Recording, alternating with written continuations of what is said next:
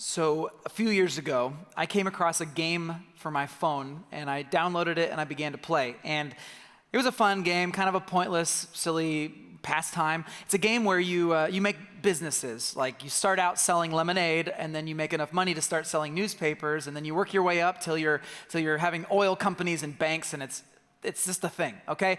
The thing that makes this game kind of unique, though, apart from having to tap to sell the things, is that it also uses real-world time.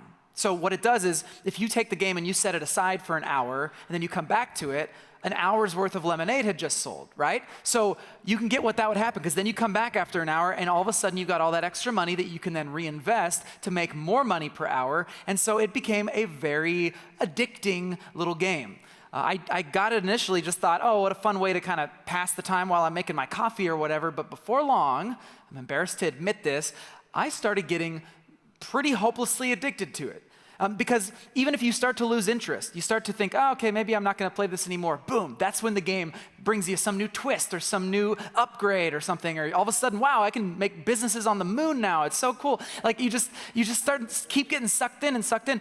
I got to the point, again, this is embarrassing. I got to the point where I was playing it when I was laying in bed before going to sleep. And I woke up in the morning and boom, 6 or 7 more hours of lemonade sales, right? So I started playing it first thing in the morning. And then I began checking into it multiple times through the day, and I started to realize, this is getting a little bit out of control. I started realizing, this game is telling me what to do. Like I'm doing what the game wants me to do, and so I deleted the game off my phone, and I ended that little mini addiction because, wow, that happened really quickly.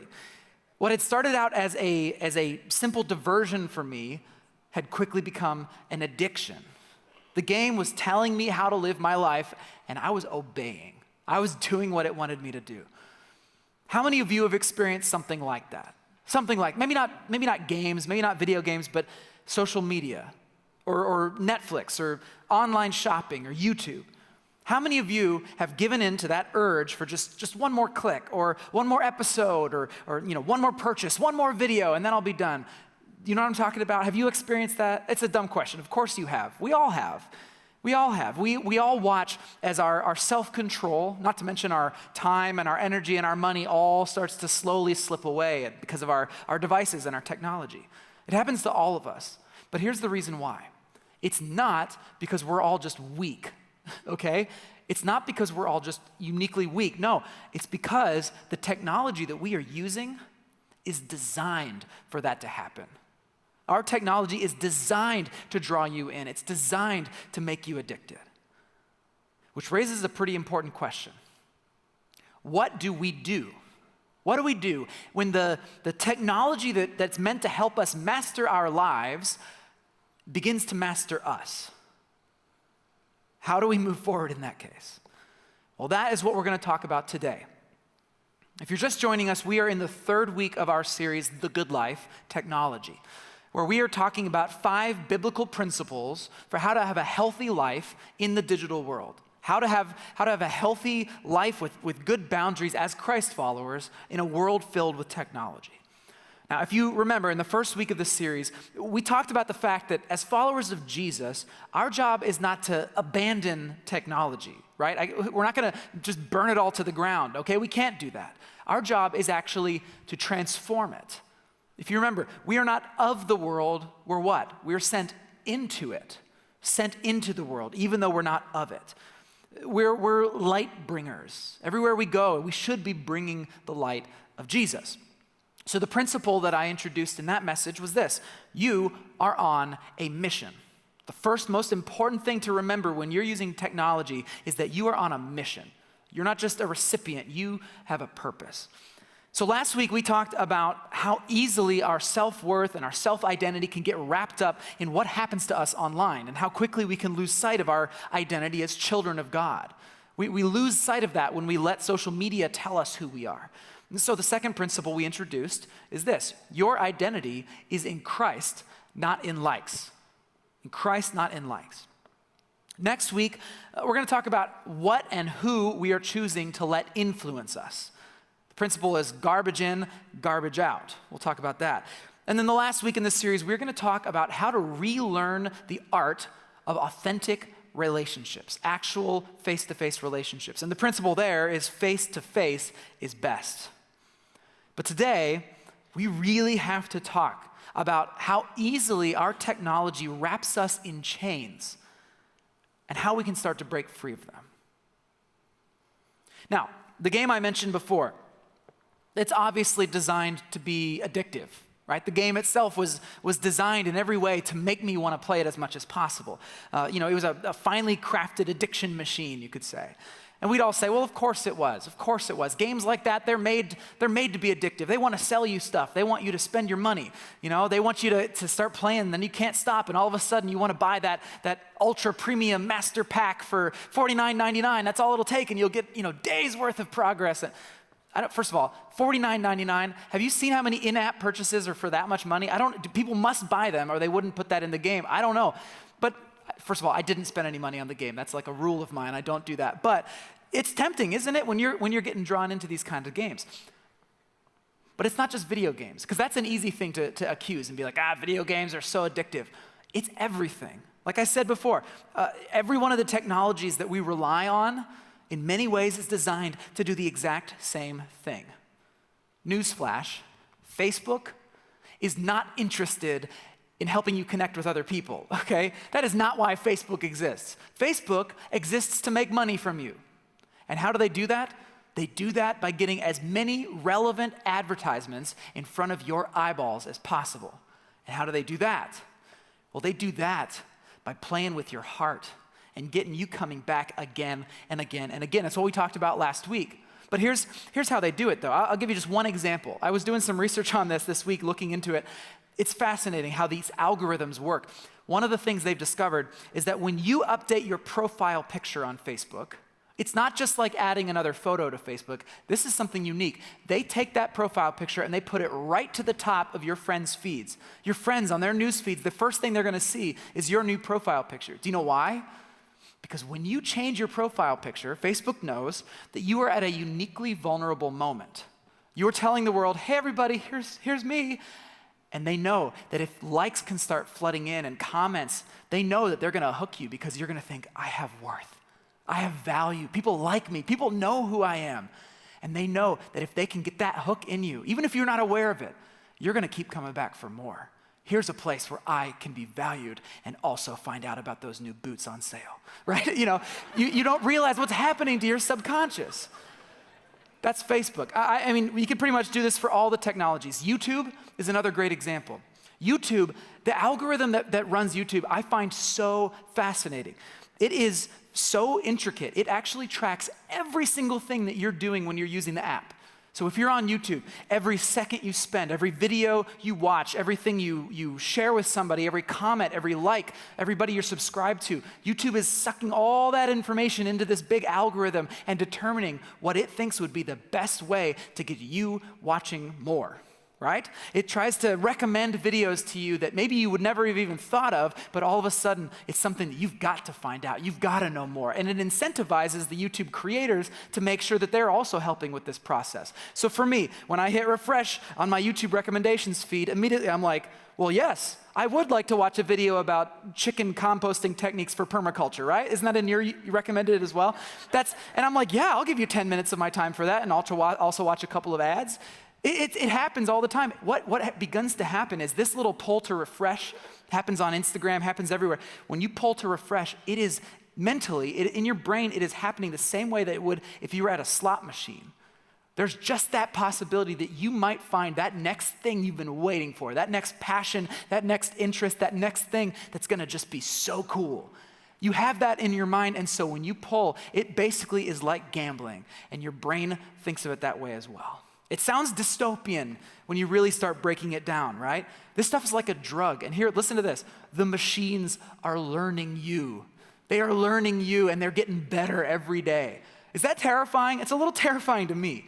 But it's not just YouTube. It's not just Facebook. I mean, we're talking about ride-sharing apps and Netflix and Google Maps and your credit card. Unless you happen to be like Ron Swanson and you don't have any technology at all, unless that's you, there are tens of thousands, maybe hundreds of thousands of data points that are all about you that all these companies sell to one another and use to make sure that you're as addicted as you possibly can be. All of this coming from technology that ostensibly was supposed to make our lives a little bit better, right?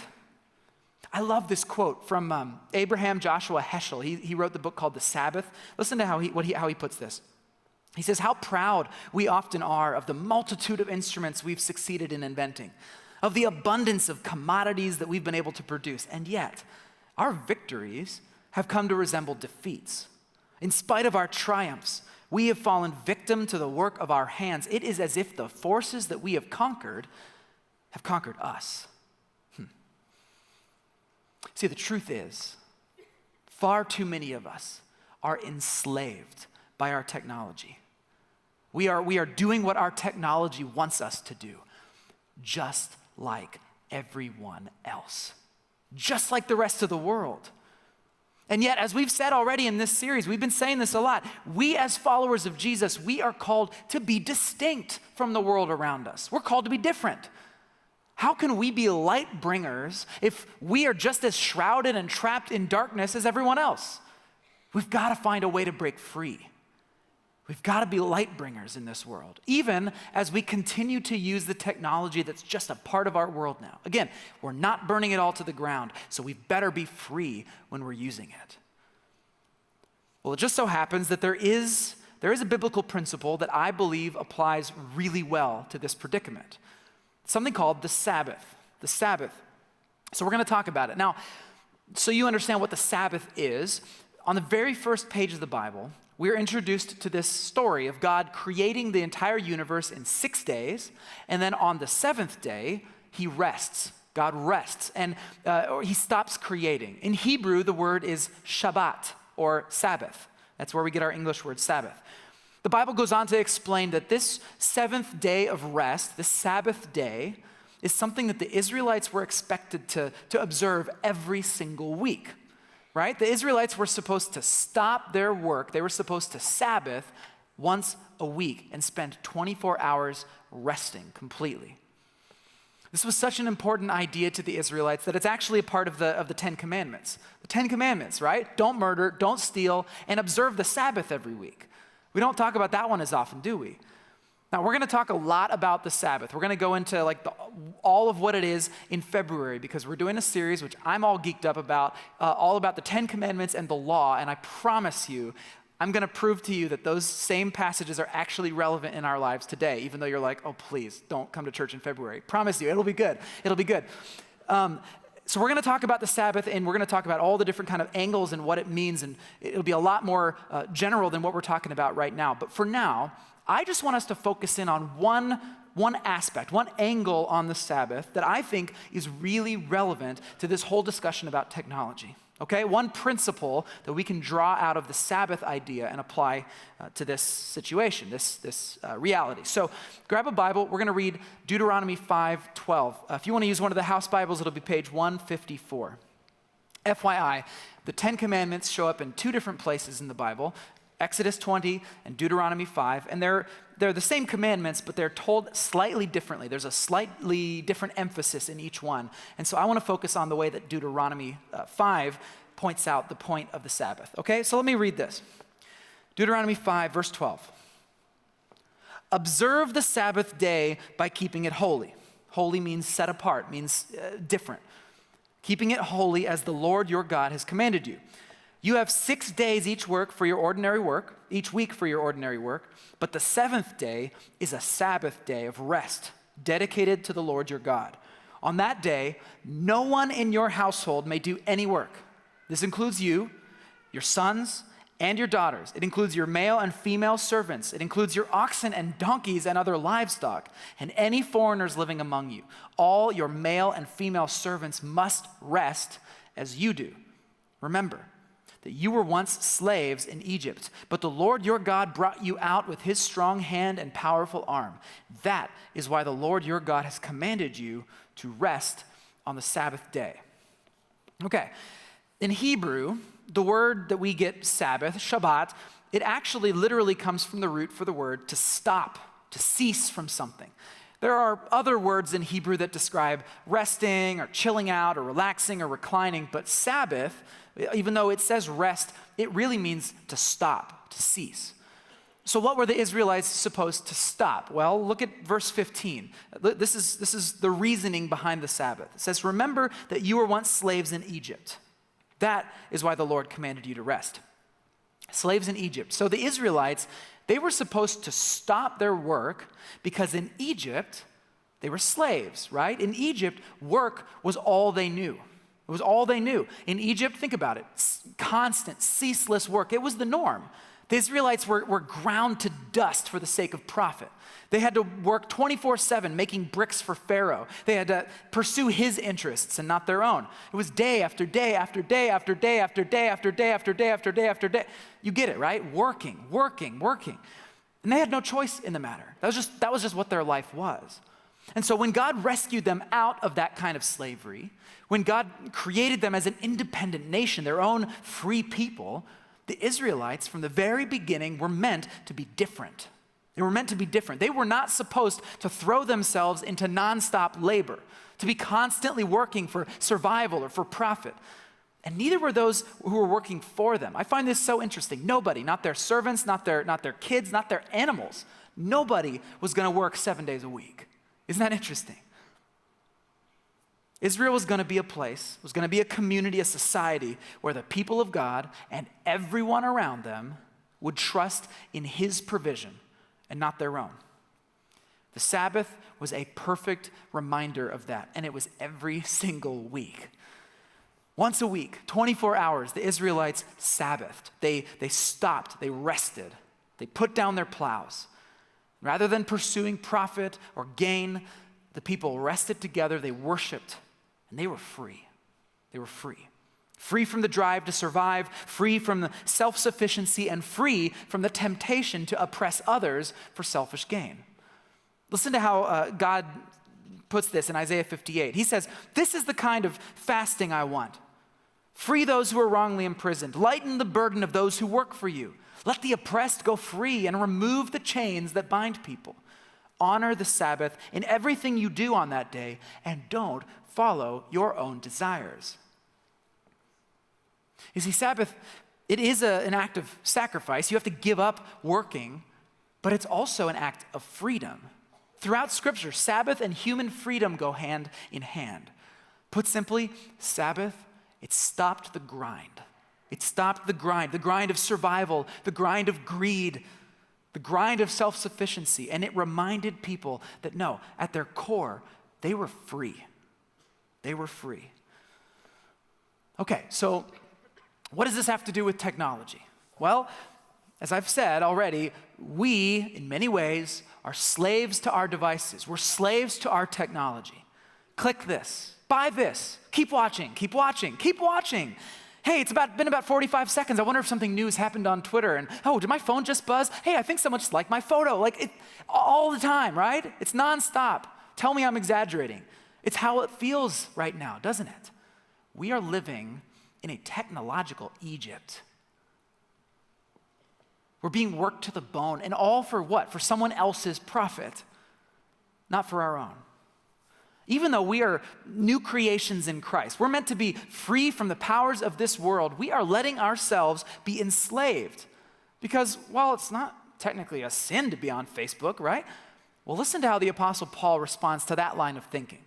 Okay, you say, I'm allowed to do anything, but not everything is good for you. And even though I am allowed to do anything, I must not become a slave to anything.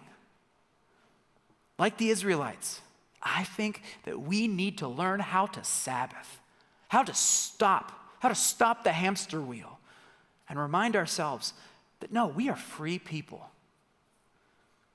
Which is why I believe the third principle of this series is so important to remember. Sabbath breaks chains. Sabbath breaks chains.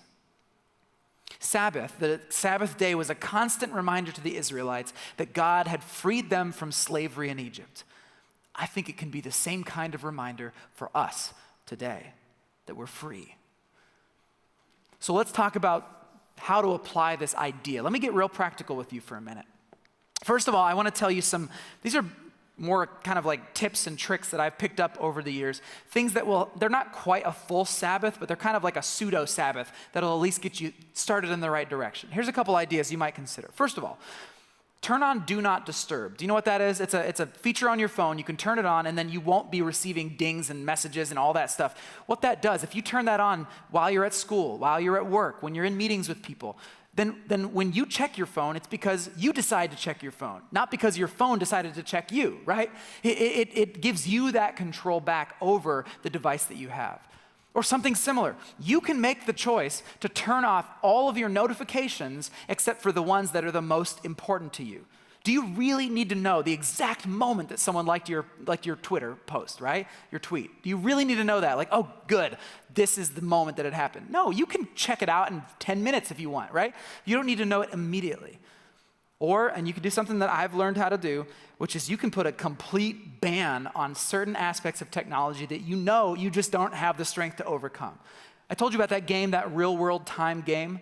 If I was honest with you, I would tell you that I've probably played like 5 or 6 of those, and the same thing has happened to me every single time. I always get addicted to them and find myself playing them way more than I actually want. So I've realized, okay, I don't seem to have the self-control with this kind of games.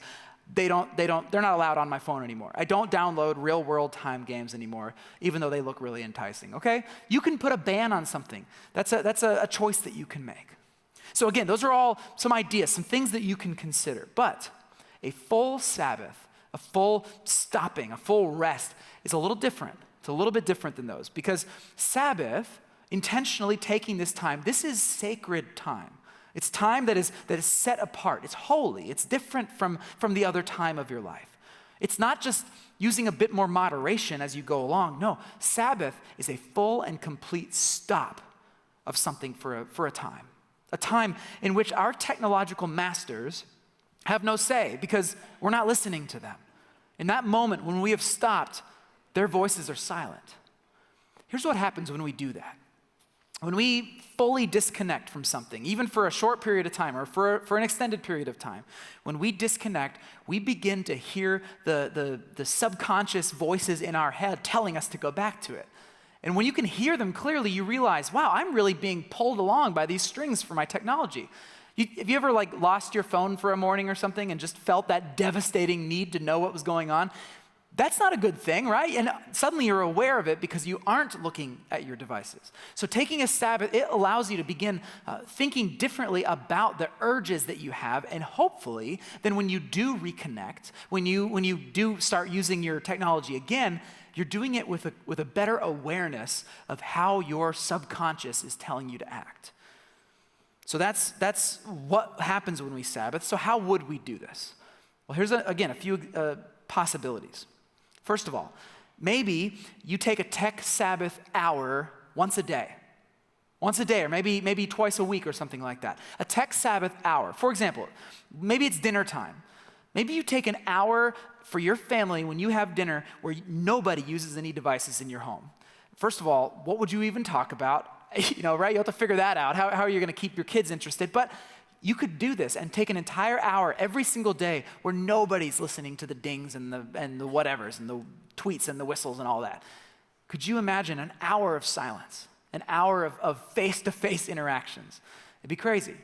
Or another idea, you could take an extended sabbatical, long Sabbath from one specific technology. You could say, maybe I've had friends who've said, I'm going to take a whole month and I'm not going to be on Instagram.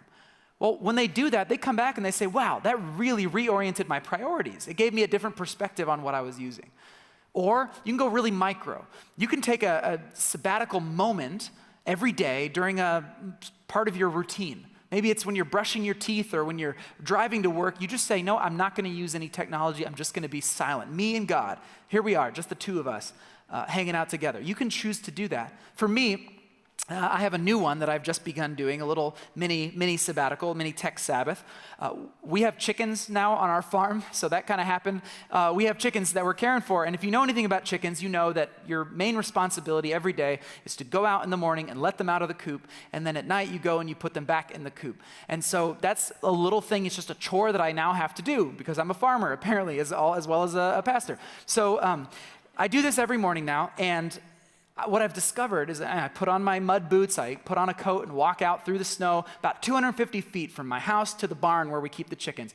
I go out there, I do it, and I come back, and I've decided that I'm not going to use my devices when I do this. I'm not going to listen to podcasts. I'm not going to, check Twitter on the walk. I'm just going to walk like an old-fashioned person. I'm just going to walk in the world, And what it's done for me, even though it's only been like a week or two, I've been doing this now most mornings, most evenings, and I do this, and it's silent. And what I've done, we only have been living there for a few months now, so what's happening to me is I'm walking, I'm looking around, I'm seeing the trees, I'm seeing our house, and it gives me a time to just be grateful. It's a time for gratitude for what God has provided for me. It's become a little mini Sabbath, and it reorients my mind. So there's an idea. You might consider something like that for one of your daily routines. But I'm going to propose something which is the most radical idea, I think, of all of them. And this is to actually mimic what the ancient Israelites did and take a full day, a full 24-hour window where you do nothing with technology, okay? Think about that. Imagine that. A full day to stop and be free. Which, in fact, is something I'm inviting you to do, to actually do. And I want us all to do it together. Next Saturday, November 23rd, we are going to be having what we're calling the No Screen Saturday Challenge. No Screen Saturday Challenge. We as a church, from kids to adults, we are all going to be trying as much as we can to go the entire day, all Saturday, with no screens used at all.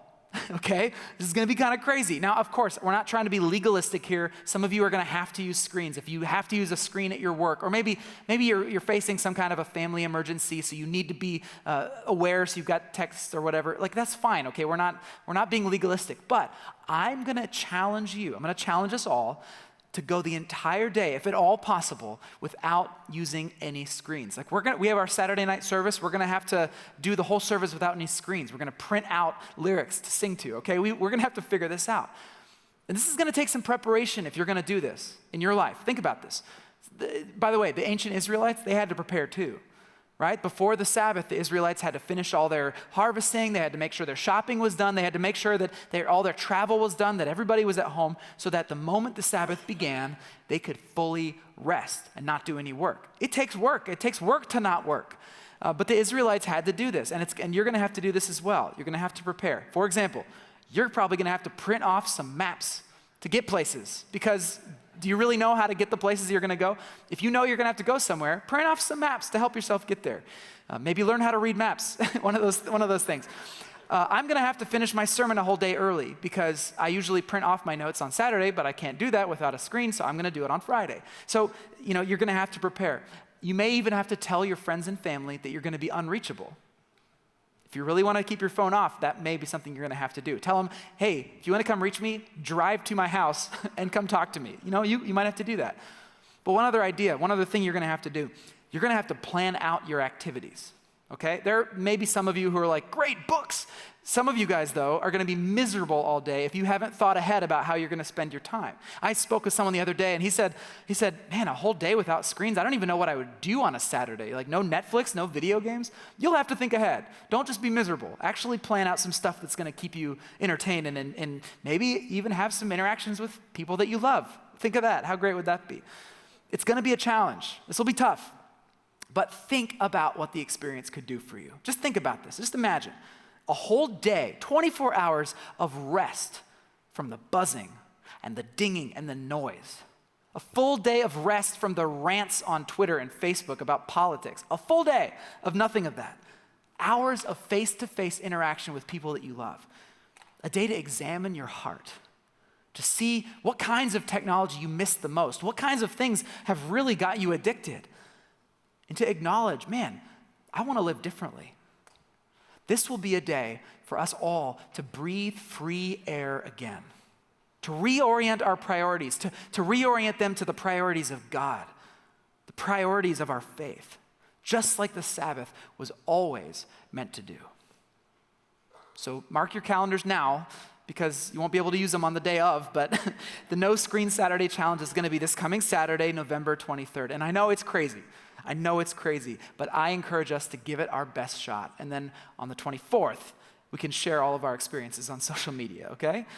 Let's give it a shot, because if we do, then perhaps when we re-enter this technological world, it'll be just a bit easier for us to do it as light bringers and not as slaves. Thanks for watching, but don't stop there. We want you to find community at Grace Church, and the first step in doing that is going to gracechurch.us/hub. There you'll find other sermons, details about upcoming events, and other important announcements. You'll also find service times and locations for all 3 of our Grace Church campuses. We would love for you to join us. And make sure you subscribe to our channel so you don't miss out when we post something new. Thanks again for watching. We'll see you next time.